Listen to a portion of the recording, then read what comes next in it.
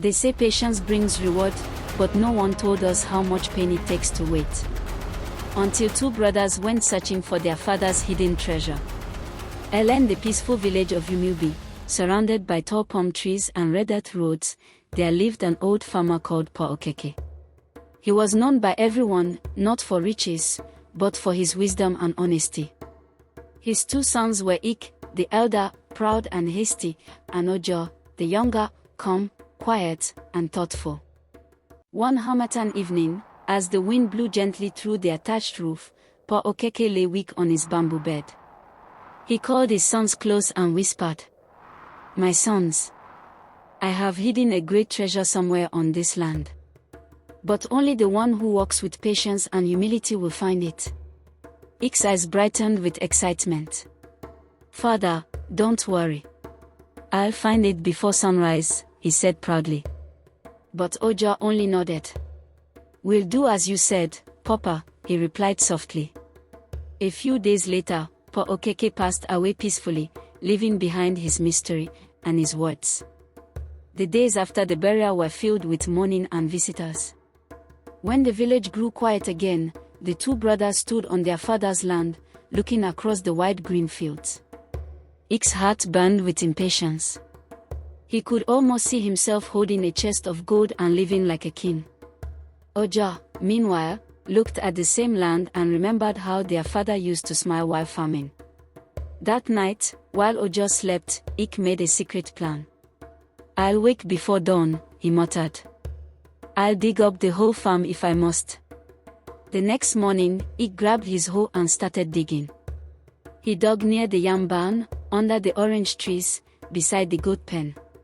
He worked from sunrise to sunset, sweating and grumbling. "Where did that old man hide it?" he shouted angrily. Ojo, never, took a different path. He cleaned his father's tools, and began to plant new cassava stems. He told himself, "Father said patience and humility, maybe the treasure is not gold. Maybe it's in the work." Every morning, Ik's hoe struck rocks. Every night, his hands bled. But he refused to slow down. Ojo's field, meanwhile, began to show green shoots. Weeks turned into months. One afternoon, Ik saw Ojo whistling while watering his crops. He laughed loudly. "While I'm searching for treasure, you're busy farming like a servant," he mocked. "Keep wasting your time, little farmer." Ojo only smiled. "I'm only doing what Papa taught us," he said quietly. The villagers started talking. "Ik works like a madman. Ojo is calm, just like his father." But neither of the brothers found any treasure. Then came the dry season. The sun grew harsh, and the soil turned brown and cracked. Many farms withered, but Ojo's crops stayed strong because he watered them daily. Ik's land was now full of empty holes. He was hungry, frustrated, and broke. Sometimes, he passed by Ojo's house and smelled roasted yam. He felt anger in his chest. "How can he eat and smile while I suffer?" he thought bitterly. One evening, he shouted, "Ojo, lend me some food. I've been digging for months." Ojo looked at his tired brother and quietly shared his meal. That night, Ik couldn't sleep. His mind replayed his father's words, "Only the one who walks with patience and humility will find it." The next morning, Ojo continued his gentle walk.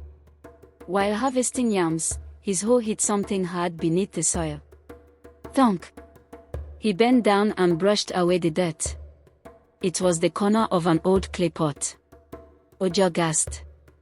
His hands trembled as he dug carefully around it. When he opened it, the sunlight reflected off gold coins, bronze bangles, and old ornaments. He sat there, speechless. "Papa, you were right," he whispered, tears filling his eyes. Ojo ran to call Ik. "Brother, I found something," he shouted. Ik rushed over, breathing heavily. When he saw the pot, his knees grew weak. "How?" "I searched everywhere," he shouted. "What did you do differently?" Ojo looked at him gently. I only took care of what father left us. Maybe that's what he wanted us to learn first. Ike's eyes filled with tears. He knelt down beside his brother. I was blind with greed. I forgot that our father's greatest treasure was his wisdom. Instead of keeping the treasure to himself, Ojo divided it equally. Brother, he said, we worked on this land together. Let's share it. Ike was shocked. After all I said to you? After I mocked you? Ojo smiled. Forgiveness is part of patience. They rebuilt their father's house, repaired the barn, and bought new farm tools. Soon, their land became the most fruitful in Umubi. Word spread quickly across the village. The elders nodded wisely. From that day, whenever someone was impatient or greedy, the villagers would say, "Remember Ike and Ojo. Even treasure waits for the patient heart." Ike changed completely. He began teaching young boys how to farm slowly and carefully. And every time someone thanked him, he would smile and say, "Patience taught me more than gold ever could." One evening, as Ojo sat under the moonlight beside the yam barn, a cool wind blew across the field. He felt a peaceful presence, as though his father's spirit was smiling over him. He looked up at the stars and whispered, "Papa, I finally understand your lesson. Patience and humility are the keys that open every treasure in life." Ike learned that greed digs holes that never fill.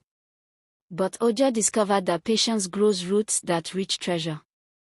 True patience is not about waiting. It's about working, hoping, and believing that your time will come.